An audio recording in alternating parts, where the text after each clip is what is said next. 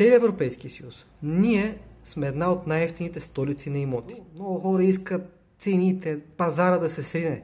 Хора, не си пожелайте пазара да се срине. Черни, бели пари, страхове, ти да не би си член на Г8 или на Г20. Тръмп ли си? Путин ли си? Как се погасява дълг? Иване, пускай печатницата и почваш. Между 10 лева и 10 стотинки разликата е 100 пъти. Не съм сигурен дали балон е правилната дума или по-скоро инфлация. Има причини, за да се повишават цените на имотите. Според мен са 4-5, сега ще ги изреда, но преди да ги кажа, нека да видим какво се случва с всички останали стоки. Тъй като много хора искат цените, пазара да се срине. Хора, не си пожелайте пазара да се срине.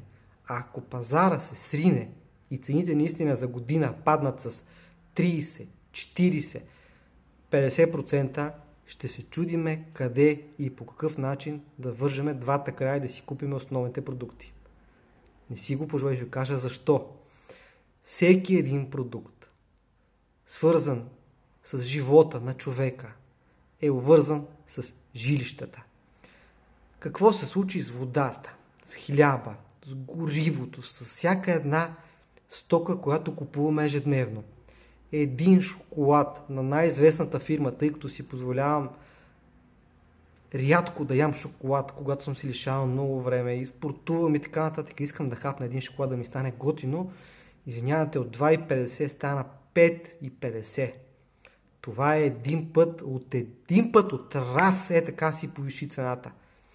Имотите растат последните, да кажем, около 9-10 години. От 2020 започнаха така доста по-сериозно. Но има причини. Дали са свързани с балона или с инфлацията, не искам да казвам кое е правилното. За мен може би по-скоро инфлацията създава това нещо. Първо започваме банки. Лихвите по кредитите в България последните години леко по леко върват надолу, докато в Европейския съюз се покачиха до 5,5%, сега са вече около 4%. Паднаха. Дали като приемем еврото 1 януари 2026 година, ще видим какво ще се случи, какво е станало с лихвите. Но искам да ви обърна специално внимание на лихвите. Лихвите винаги са били така. Това може да погледнете кривата, се има някакви промени във времето, световни.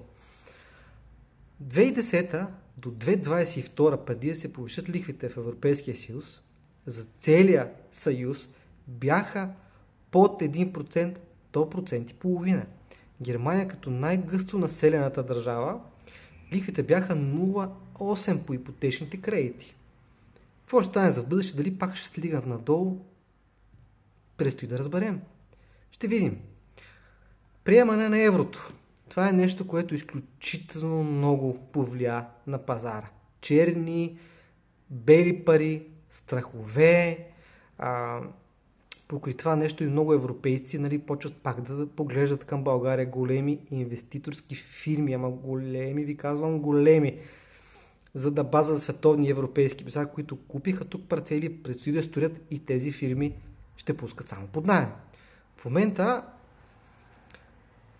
търсенето е 3 пъти по-голямо от предлагането. Така е на този етап, според мен. Какво ще се случи?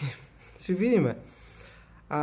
Изредихме лихвите по кредитите, изредихме еврото, корона кризата. Без една от причините, които след нея също започнаха много сериозно да се качват цените, буквално пазара се отвърза. Ако беше вързан, направо се отвърза. Това са 3 основни причини, които изключително много повлияха на целия пазар. Много хора прогнозират и излизат. Това ще стане. Откъде знаеш ти какво ще стане, бе, човек?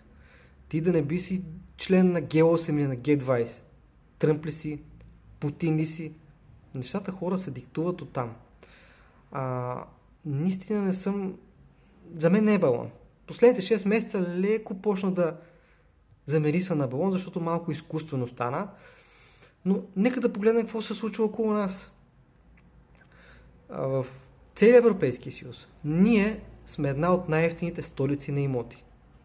една от най-евтините. Единствените по-евтини две са Сараево на Босна и Херцеговина и на нашата съседи Северна Македония Скопие.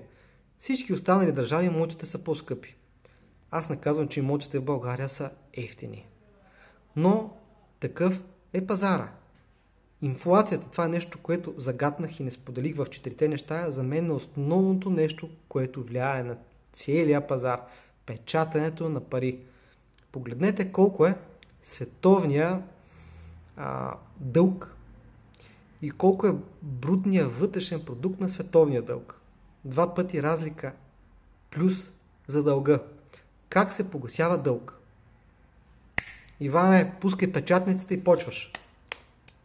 Печатат се пари, парите влизат в употреба при хората, при мен, при вас, при всички останали. Имаш пари и почваш да купуваш. И като купуваш, се създава изкуствено повишаване на цените, като имаш пари. И за това, за бъдеще, най-вероятно, цените на имотите и на всички останали стоки върват все нагоре. Аз съм 81-ви набор. След няколко дни правя 44 години. В първи клас, 88 година, ходех с 10 стотинки си купувах 3 принцески и 1 липов чай. Това няма го забравя никога. Липов чай не искам и да виждам вече. В момента на моята колежка детето, сега ще бъде 3-ти клас, ходи с 10 лева. Между 10 лева и 10 стотинки разликата е 100 пъти. Да, имаше деноминация на лева. Промениха нулите. Да кажем да не е 100 пъти. Дали не съм сигурен дали са и 50. Но според мен едно 30-40 пъти са се повишили всички стоки, абсолютно и на имотите за тези, аз като съм бил на 8, на 7 примерно, сега ще правя 44, 37 години, буквално по един път на година един продукт си увеличава цената, включително и на имотите. Били са по 10 000 лева, сега един апартамент в София, да кажем двустаен, в по-ранен етап 100-110 хиляди евро. Така че за мен инфлация е точната дума. И инфлацията след това създава всичките тези останали неща, които, да кажем, може би образуват и става балон. Но много хора мислят, че е изкуствено. Не е изкуствено. Има логични причини да се случва всичко това. Какво ще стане? Предстои да видим. Както казахме, G8, G20, там дърпат кончетата и скрояват ризата, така че предстои да видим, но знайте, цените няма да бъдат това, което беше и никога. Най-вероятно. Ще паднат в някакъв етап имотите, ще се случи нещо, което ще повлияе изключително много и имотите дърпат всичко останало надолу, защото нещата са обвързани.